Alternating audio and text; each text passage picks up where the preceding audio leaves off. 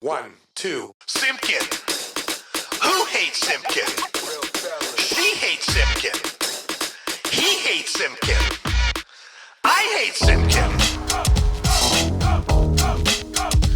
You hate Simkin. She hates Simkin. We hate Simkin. Who hates Simkin? I hate Simkin. They hate Simkin. Good day.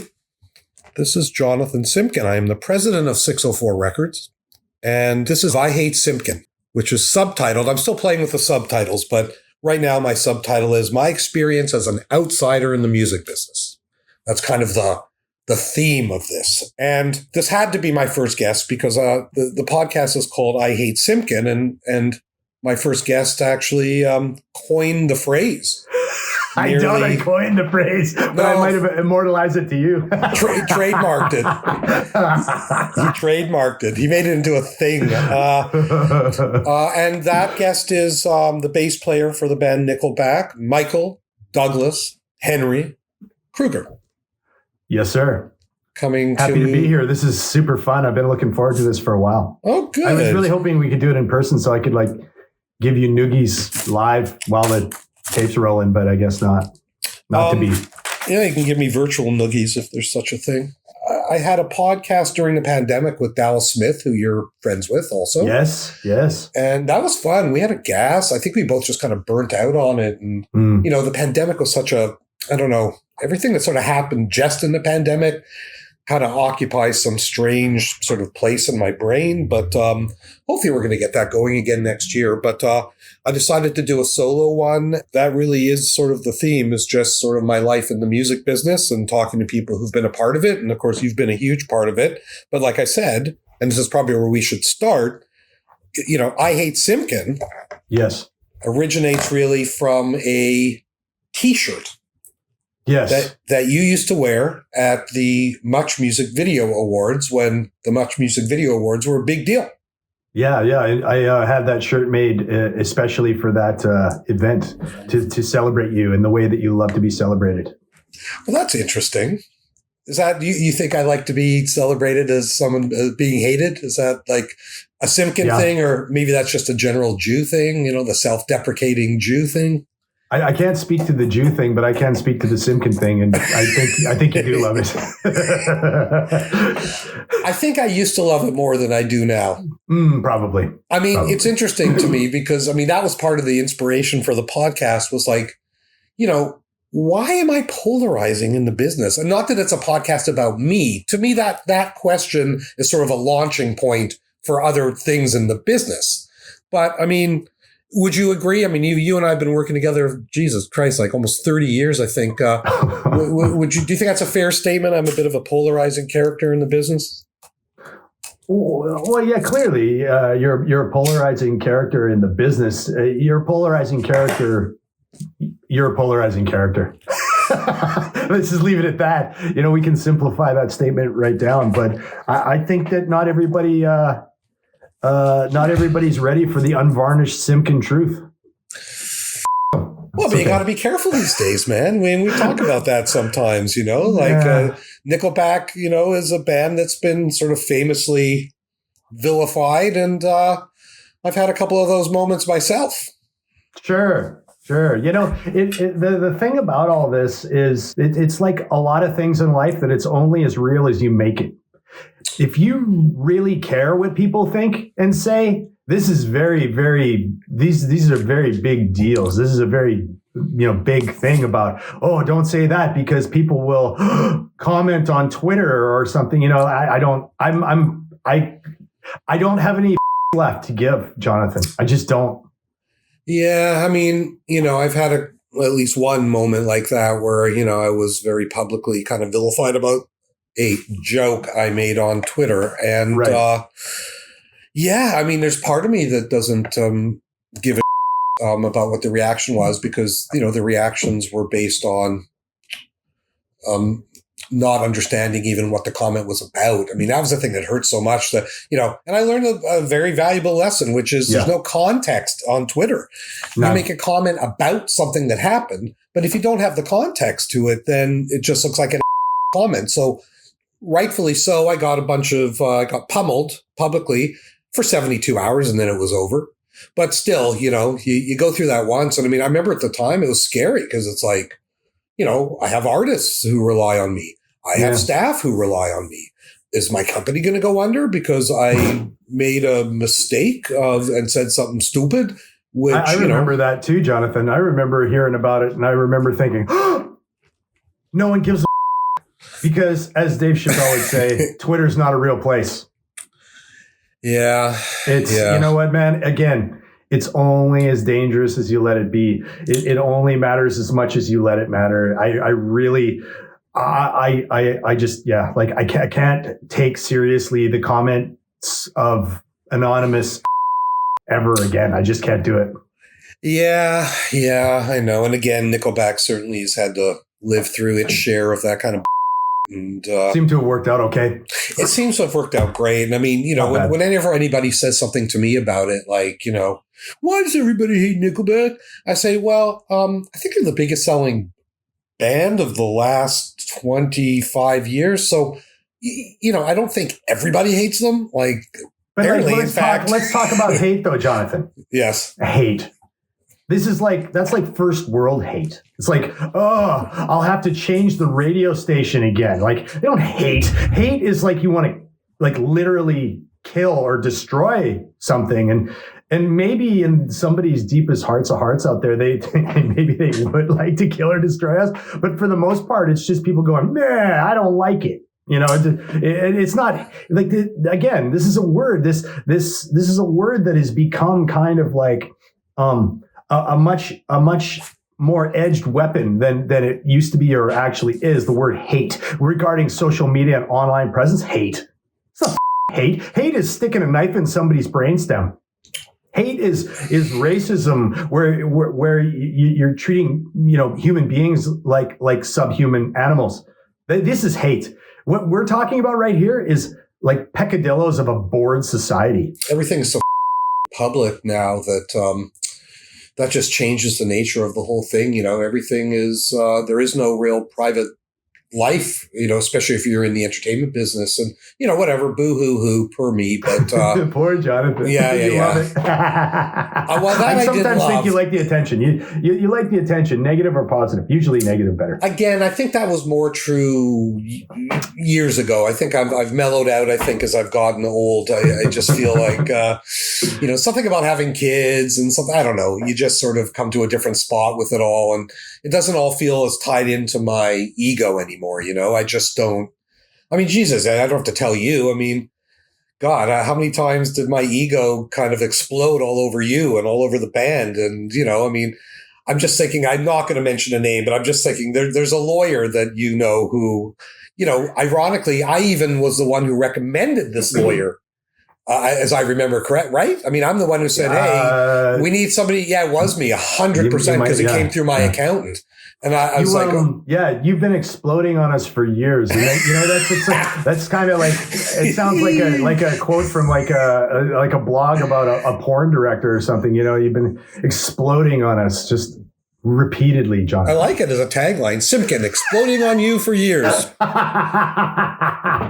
I don't feel like I've been that way in a long time. Like, I just feel like I kind of mellowed out. And I don't know. Something about like, and I use this phrase definitely in quotes, something about, having some success. I don't know. I think it makes you mellow out too. And I don't know. I just don't, I never really gave too many about what people thought about me, but now I give even less. Like I find as you get older and, suddenly mortality isn't just a vague concept. It's a very real sort of thing that you can almost see if you look right over there. Yeah. Suddenly a lot of that seemed like it mattered doesn't matter at all. Doesn't matter. A lot of our life, the things that we place a lot of emphasis upon don't matter. And I don't know if that's success or age or any of the other things, but it is really, I think, really good for us to realize that, a whole bunch of the stuff that we're really preoccupied with and really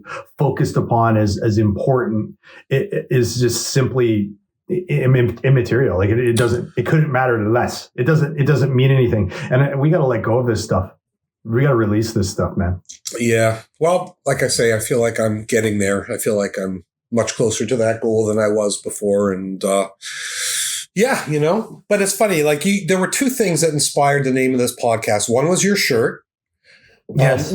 Which, you know what? I found one. I was trying to find it because we're trying to figure out the artwork for the podcast. I'm like, oh man, it would be funny if we could find that. And there is one clip on YouTube of you guys performing at the MMVAs, and you can see it, but you can't really see what it says. But it still makes me laugh when I look at it because I know what it says and it makes me giggle. I did see the your new logo with title on the T-shirt. Is that on a T-shirt? It's merch for the podcast. I would happily wear one of those. The staff all want them as well, which I'm not sure whether I should be happy about that or kind of, if they pay, it's a win. I think they're paying. I think everybody Take offered the money. It's weird.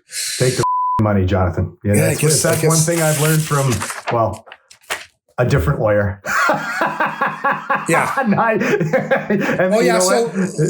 I know. And that's the same lawyer we're referring to. No, it's not. No, it's a different one that we don't like. We've had a few lawyers in our lives that have been, Yes. We've discovered less than savory personality traits in the world, yes. I don't understand that, man. I mean, that's why I've always been so careful about that stuff because, I don't know, if you gouge, what a short-term, I don't know, it just seems like a very short-term strategy. And I mean, I've been, blessed and lucky enough to, be working now with you guys for almost 30 years, which definitely wouldn't have happened if I had let that part of me rule anything. I'm always But Jonathan, you don't have a drug habit / mistress / divorce / kids that need to go to college. So you don't have to gouge people. You live a very simple life. I have kids who need to go to college. Yeah, but you can afford to pay for it. You don't have to gouge me for that. No. Yeah, I do have a surprisingly simple lifestyle, which, it's funny, especially I run into friends from high school who I think assume I'm living some glamorous sort of lifestyle, not knowing that, depends how you define glamour. If you define glamour as sitting in my underwear and slippers in my office till 4 a.m, high as a kite, trying to, figure out some new way of marketing a band or something, not exactly the most glamorous thing you've ever seen, but getting your billable hours paid in toys. I just love this. Man, like yeah. But that is a funny story. So I had recommended a lawyer to these guys because I think one of my strengths is knowing what I don't know, and I don't really know corporate and tax stuff very well, and I don't want to know that. I don't find it interesting. I don't give a and that's it. So I found a lawyer for them, and he made some negative comments, I guess, about how some of the corporations had been set up initially, and I'm sure, being way oversensitive about it because, again, I never held myself out as that kind of a lawyer. We just did basic stuff that we needed to do when you started, and we did it just fine. But, I let it get the worst of me, and I didn't like it. And, for even to this day, the jokes continue. I still have the same accountant as this lawyer. And every time I meet with that accountant once a year to go over everything, and he kind of goes, well, you had another great year sort of thing. And I say, okay, well, listen, man, you're going to keep all this confidential, right? And he's like, yeah. I said, and then I always say, and he knows it's coming every year. Oh, except feel free to tell so-and-so how much money I made. I'll waive my confidentiality just for that person. I love it, man. I love it. It's so good. Yeah, it's pretty funny. But it's so low and petty that it just makes me laugh. It's so wonderfully low and petty, yes. There's the name of the law firm. I'm from the law firm of Low and Petty. Thank you. Low and Petty? I used to be at Argue and Win. Now I'm at Low and Petty, but yeah. But I was going to say the other inspiration that comes from you. So like the inspiration or both from you was that little run-in you had with a manager, I think, of a band on 604 on an airplane once. And I think the manager said, hey, aren't you Mike from Nickelback? And you said, yeah. And he said, yeah, I work with so-and-so who's on 604 Records. So you must know Jonathan Simkin. And you said, yeah, of course. And he said, man, that guy's a And what did you say? I don't want to put words in your mouth. I will put the words in my mouth. I said to him, I said, well, you're right. He is an but he's our Right. and I still, I should have business cards made for you. Well, now that I'm like a, what do they call it? An experienced, seasoned, attorney, Ooh, I find that I don't have to yell or scream as much. In fact, I rarely do that. I do. That is one of the nice things that comes with being a more senior member of the music business is, your opinion's respected a little more and you don't have to yell and scream or try and show that you know more. When I first started, because it was an accident, I fell into it by accident. I didn't know what I was doing. And that is why I screamed and yelled, because when in doubt, if you're not sure about your actual, experience or if you're right or wrong, yelling somehow makes it seem like you know what you're talking about. Or at least you intimidate people enough to distract them from what you don't know. Exactly. Yeah. Although I do remember one of those very early deals I did, the lawyer told the artist, I'm going to reduce the bill because I shouldn't have to bill you for teaching Simkin how the music business works. That's beautiful. And the part that hurt the most was he was so right. He was so correct. right. Yeah. I was like, yeah, he's kind of right about that. That's the best. Something struck me as I was thinking about doing this, which is I was thinking about myself as, the way I perceive myself, which is as an outsider. And I thought, in a funny kind of way, so is Nickelback and kind of always have been, even when you were, just sort of, I don't know, from where you come from, you didn't really, I don't know, you've always chosen to work with people who, like me, like unusual people or people who don't have sort of the same perspective. And I almost feel like you guys have almost intentionally shied away from the sort of, hey there, ho they, like the Hollywood sort of type of, managers or labels. Like the label you signed with initially was small, really. I mean, Roadrunner wasn't a big label when you signed there.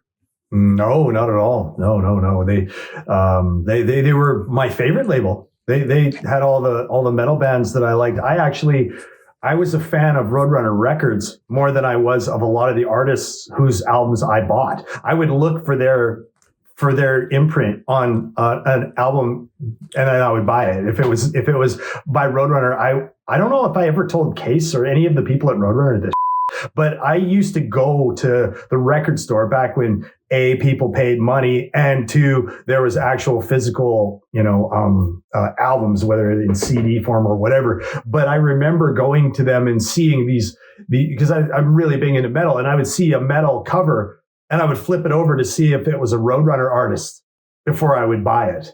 It's just that isn't why we signed with them, because of course that, being the metalhead I am and knowing what Nickelback does, it's like, holy, what a nonsense idea to combine those two. That did happen and it worked, but the truth is that it's.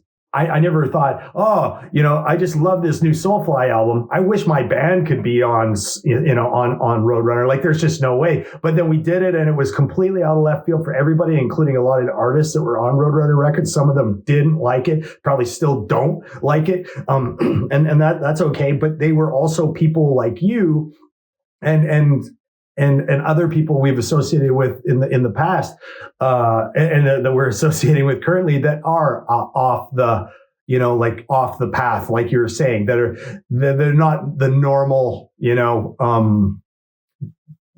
people that you would expect. They're far more normal, maybe reputable, but maybe unknown. Those are kind of the people we choose, and I don't regret it, man. Cause we have dealt with some of those, what do you call it? More ubiquitous, personalities. And now doesn't usually end well with Nickelback. That doesn't usually end well. They become a punchline to us. Yeah. And as the person I mentioned earlier, who shall remain nameless because I just can't bear to say it, is one of these very ubiquitous people in the business that I just found so utterly distasteful to work with that, I want to take a call. Yeah. And even the management choices you guys have made, I mean, those were both, kind of, I mean, your current manager does a lot of stuff and he's probably a higher sort of profile guy than your previous manager, but not in a sort of goofy Scooter Braun kind of way. I mean, it's not like he's out there advertising himself, but they're both pretty low key guys. Your first manager, your second manager, pretty normal, down to earth kind of guys. Yeah, our first manager, I remember I think he had one artist when he called us in 2000. And that it wasn't like he had a big roster that, we could go, oh, he manages all these, he didn't have any of that. He wasn't based in Hollywood. Hell no. It was in West Texas. Yep. So that's very, very unusual. And then now the manager we have now, that guy was the assistant engineer when we were recording Curb at Turtle. Like, he was a kid who was pushing faders for us. Okay? Yep. So and then he went on to, Chief went on to become our first tour manager, and all that history that came. So he was in many ways a natural choice to be our new manager, but not, he had managed country artists, so it was kind of off the path for him. Yeah, that's very true. Yeah, it's interesting. I mean, I've now worked with so many bands. I mean, you guys are sort of one of the first bands I ever worked with, and certainly maybe because I'm trying to, my brain's getting all fuzzy now that I'm old. But I'm trying to think, was Matthew Good first, or were you guys? I was clearly working with you both at the same time, because I have a lot of memories of that, including when Chad. I think Matt was first, man. I think Matt was first too. So that was kind of my first success. Yeah. And then Len, Steal My Sunshine, in terms of like a working with an international success. There's Matt and there's Len. But then obviously neither of those were on the level of Nickelback. But the thing about you guys is that, like, we sort of got to the top of the rock and roll mountain. And because of that experience, and listen, I don't want to make it sound like any of us are perfect. Obviously, none of us are perfect. We've all had our moments of this, and just like every human being. Sure. But for the most part, like really for the vast majority of everything with Nickelback, there hasn't been any this. I mean, you guys treat your staff and your crew and your management with respect, and your lawyer with respect, and you're loyal. And, so am I. I would expect that from other people, just like I know you guys expect it from people.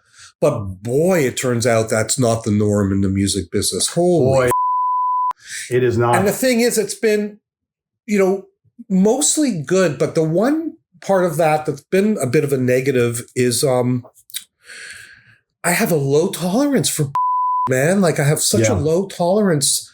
Having a big hit doesn't excuse you being a and for so many people, they have a hit and they become an and not everybody, but enough that I almost think it's almost 50-50. Like, I find that when people have really big success, it goes one of two ways. Like, you almost become nicer, or at least more, I don't know what the right word is. Like, and I think that applies to you guys. Like, Chad was more, what's the right word? He was a little more edgy when I first met him, in the sense that I think he had a chip on his shoulder when I first met him.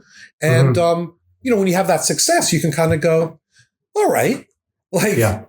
You don't need that anymore. Yeah. No, it's like, okay, I felt confident about what I was doing. I thought I was maybe awesome. And now the world has confirmed that, in fact, there's something good about what I do.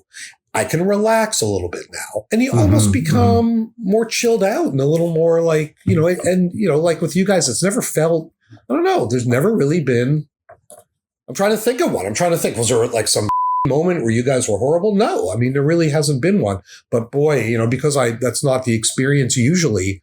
Sometimes that's made it more difficult for me. But I think in the end, it's been a good thing, because I just won't tolerate that. And that has meant the end of some relationships, Yeah.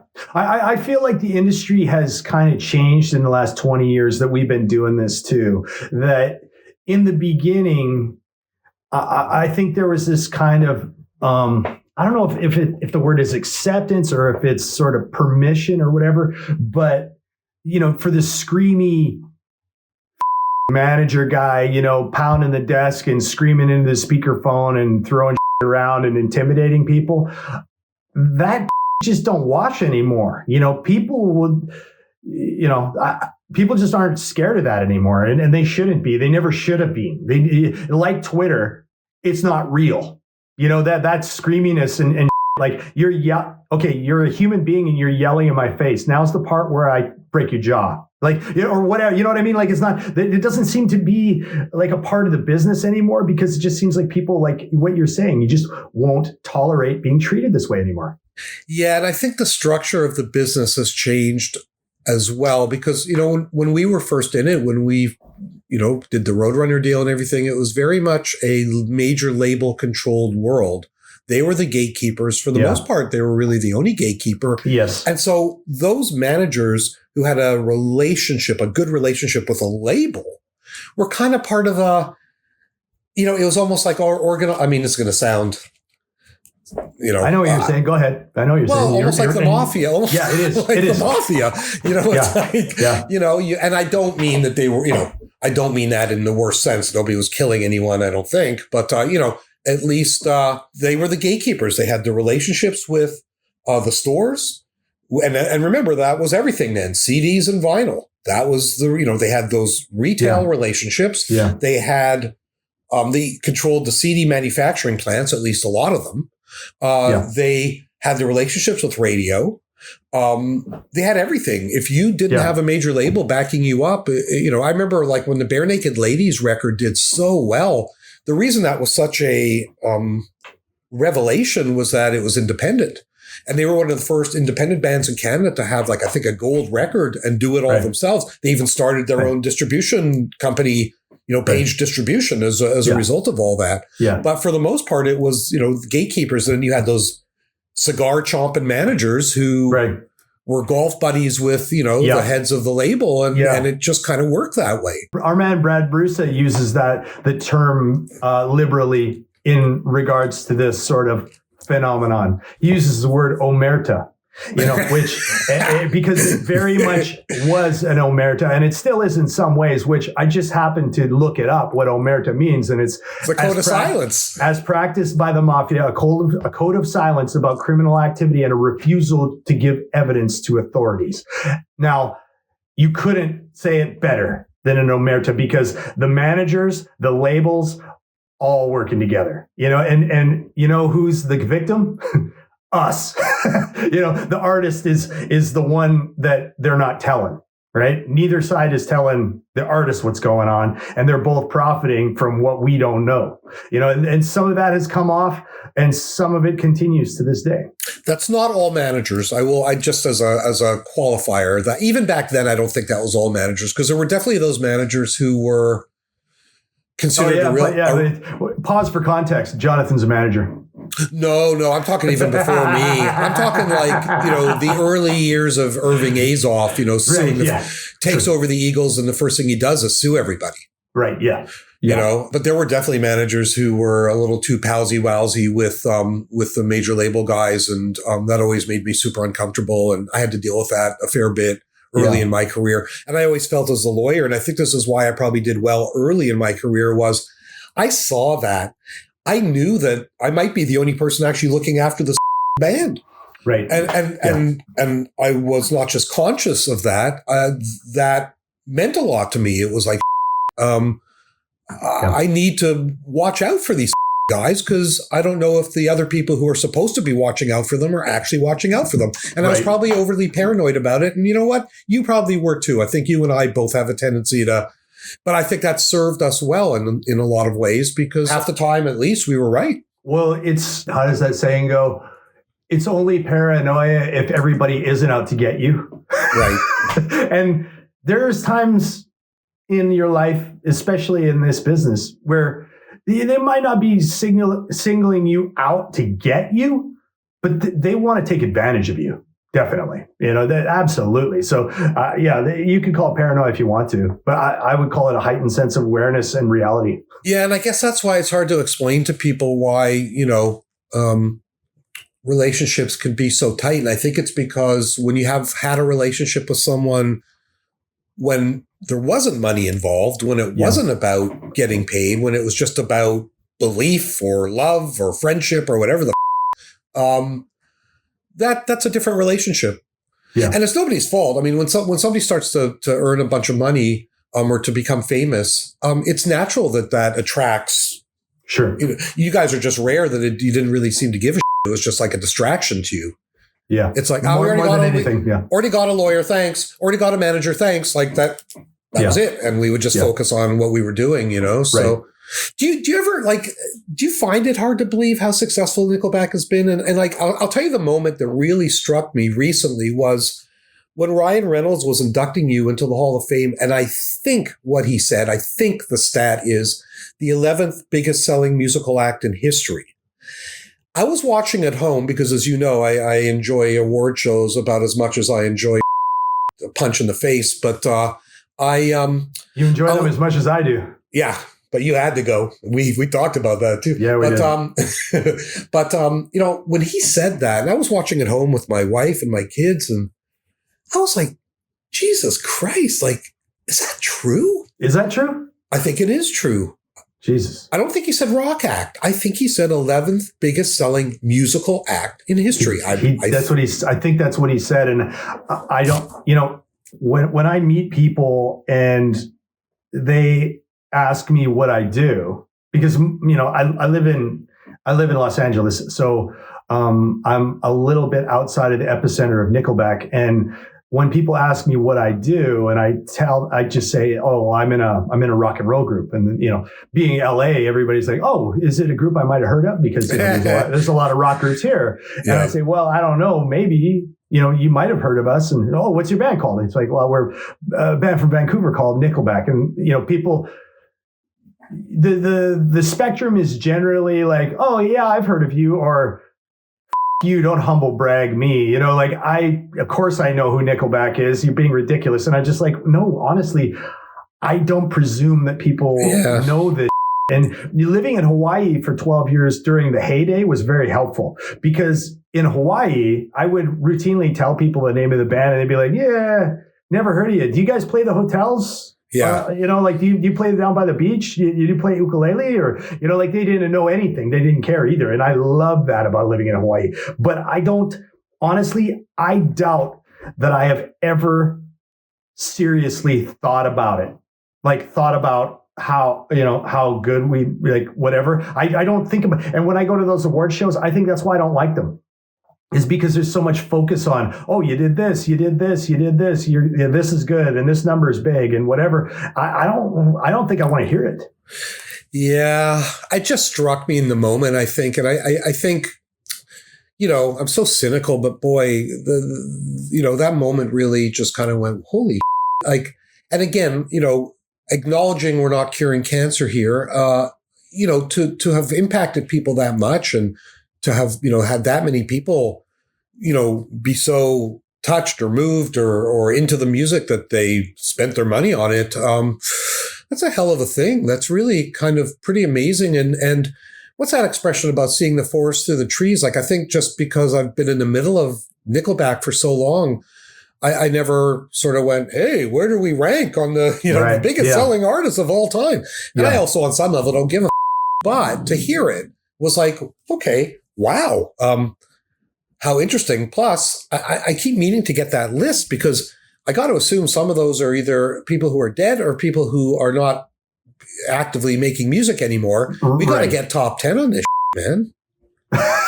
We got to double down. We're not top 10. So, I mean, it's unacceptable. No, it's not acceptable. It really, it's kind of. But did you ever say, I haven't seen the list. I'm going to get my hands on the list because I really wonder. I'd be really interested to see that. I'd be really interested to see, because we always, whenever we go and do media and talk to people, there's always this part where they kind of read back the bio to us effectively, the lazy. So they don't do their own research. They just read what's on the bio that the PR people put together, and they read back all these statistics, blah, blah, blah, blah. You sold this many, blah, blah, and, did this and played this and this many number one singles and blah, blah, blah. And it's just, it kind of, I don't know how much of that is true. I know it's all really good PR though. And at the end of the day, that's all they're interested in, is doing us a favor by saying a bunch of great stuff about us, but it doesn't have to be true. No. No, it doesn't have to be true. Wow. Yeah, it's still works. Right. Exactly right. And it goes in one ear and out the other of the people that are listening because they don't give a shit. They're not going to fact check that because nobody cares. Why would anybody care about that? Yeah. So I got to ask you. It feels like the band's having quite a renaissance at the moment, and that partly is just because you hadn't put out a record in a long time. But somebody sent me the where the ticket sales are at on the tour, and I was just like, holy. Like this is, I just broke into a big smile and was just like, wowza. Like, so that must feel good at this point, right? Feels really good. This tour is a real bright spot for us right now in having gone through the pandemic and lost some friends and been locked up for a couple of years. And wondering if we were ever going to be able to do this again, even to see the interest of the people, they're putting their money down to buy the tickets and they want to be there. It does. It feels really, really good. And I can't wait to get out there and play for them. It's been a nice surprise. And we're really grateful for that. That's one thing that maybe not everybody knows, but we as a group have a lot of gratitude for what we've been given and the ride that we've had. Yeah, I think that came through in that Hall of Fame thing too. I sure had a lot of people, text me or email me just kind of saying, man, like, they were sincerely touched by the whole thing. And, it seemed very genuine. The reaction seemed very genuine. And, which like I said, I was too. And, I'm as cynical as it gets. And boy, that even just watching it on TV, I was just like, it was a nice night. Yeah, it was special to have the family there and be in that particular city, to be in Edmonton, and to be in Alberta, in front of our peers and our families and close friends. That was really special and really nice. It really was, and there you are now in the Hall of Fame. Look at you. Well, I mean, Hall of Fame's like a lot of things in life. It's just a made up thing. So, I saw an announcement that Trooper just got inducted now. And I was like, okay, well, that proves it. This is a crock. We go in before Trooper. Get no way. Is Trooper the next band? There was an announcement that they were inducted into the Canadian Music Hall of Fame. I might be missing some subtext on this. You like Trooper? You don't like Trooper? They're legends. They made the footprints that we walked in. The fact that they didn't get inducted into the Canadian Music Hall of Fame like 15 years before us is patently ridiculous. That's one of the reasons why I know it's a made up thing, because if there's any justice in the universe, this doesn't go this way. Well, I've always said that about award shows. It doesn't make sense. Art isn't something that should be judged that way. Like best song, what the does that mean? What do I always say? Yeah, it's like having a award show for the best ice cream, and the award for the best ice cream goes to chocolate. Well, I like vanilla. What the like? It just doesn't make any sense. But Trooper's so funny to me because I'm older than you, obviously, and I was a kid in the 70s, and that's when I first fell in love with music. Was mid 70s, and Trooper was a band that toured a lot. I must have seen them at the Pacific Coliseum between 1976 and 81 or 82, 5 times at least. And it was always with other bands, Streetheart, Trooper, Streetheart, Toronto, that band Toronto, Headpins. Yes, man. Like April Wine or something like April Wine. Like the real, this is Loverboy. The man, this is like the great stuff. Yeah, like Canadian AM, and then it was AM radio. I mean, that's what I fell in love with music. It was bands like April Wine and all those bands. I used to go see them at Pacific Coliseum in Vancouver. And this is the royalty, man. And that's, again, the award shows, like, come on, man. Like, but the thing about award shows is I think it's like a lot of these shows like that we see on TV where people are getting like voted off the island and or, talent, what, I don't think it's about winning. I think people want to see other people lose.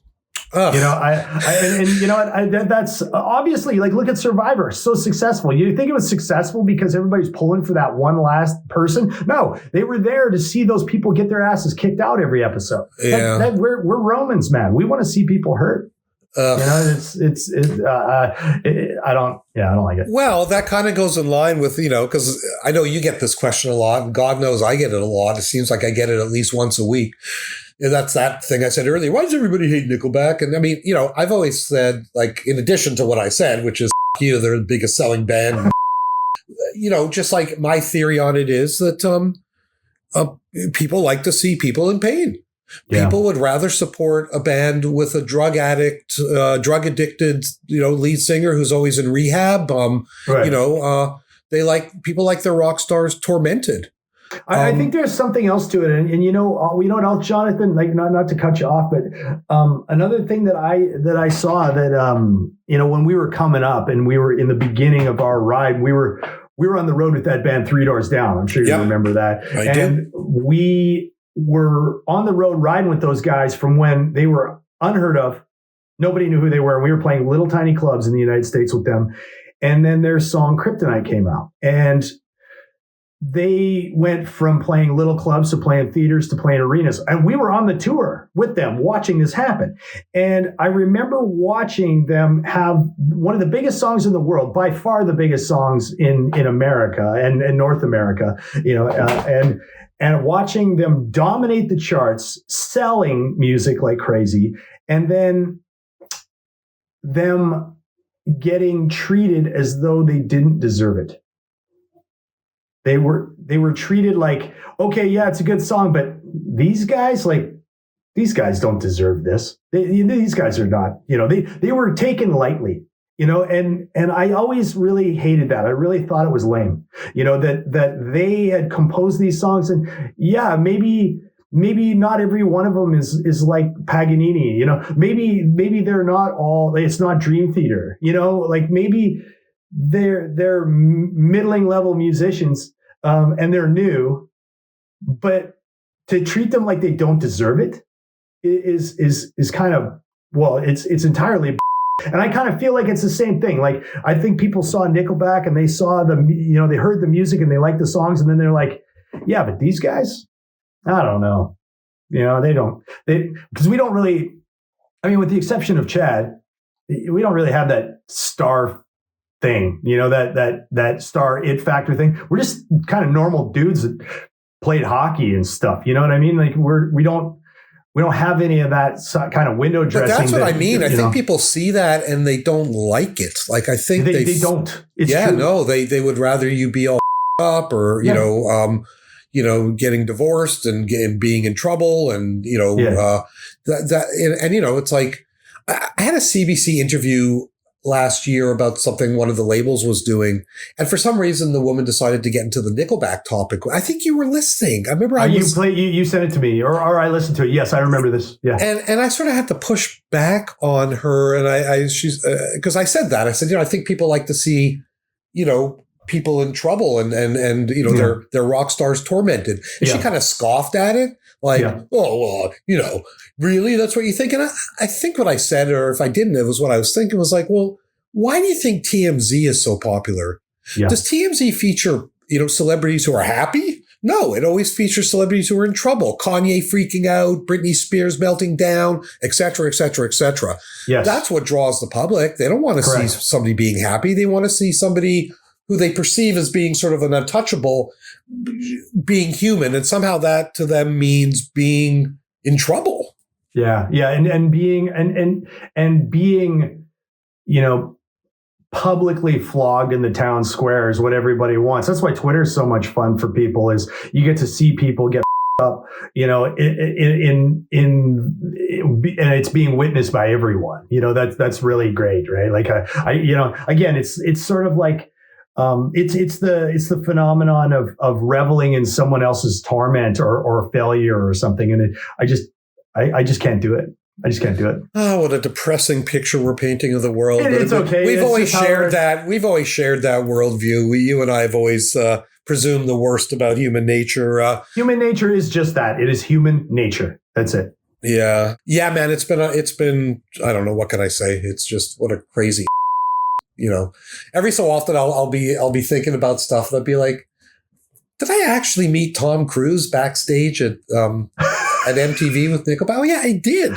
Yeah, you did that. Yes, did I actually stand on a stage in Virginia and watch Nickelback play in front of 16,000 people like a month after 9/11 with Dave Grohl on one side of me and Blink-182 on the other side of me? Yeah, I did. Yeah, I think you did that. Yeah. So many of those kind of moments, and it's not even the celebrity thing. It's the fun of it. It's the fun we've had and the memories that we've had. And I don't know, it's just been, I still can't believe it. I still can't believe it. I just can't. It just continues on and on and on. The acquaintances, the experiences, hilarious. I remember I was at a party at a friend of mine's place who I met because I'm in the band and I met people in the music business on Maui, and I was at a party on Maui, a big, one of those big celebrity parties or whatever. And, the next day I was talking to my friend who's not a celebrity, my good friend, Ryan Silva. And I was talking to him about the party, and he goes, "Oh yeah, I saw you talking to Neil Diamond." And I was like, I wasn't talking to Neil Diamond. What are you talking about? And he goes, "No, that old guy with the glasses and the baseball cap that you were talking to, that was Neil Diamond." And I was like, my life is completely unhinged. Like, this is just, I don't even know what to say. Yeah. And that's like one little thing that, and he said that to me, and I was like, "So what the are you talking about, man? Like, you can't be serious, but that it's just weird, man. It's a weird life." Yeah. Well, I'm feeling very warm and fuzzy. It's probably a good thing you're not here, because I might have had to make sweet love to you tonight. I doubt if it would be love. Lurv. It would be our own thing. I think I'm stealing that joke from somebody, but it would definitely be something that no one would want to see. No, this is very true. Mike, thank you so much for doing this. It had to be you being the first guest for all the reasons I've said. And, I'm sending you a I Hate Simkin t-shirt. And oh, yes. Thanks everybody for listening.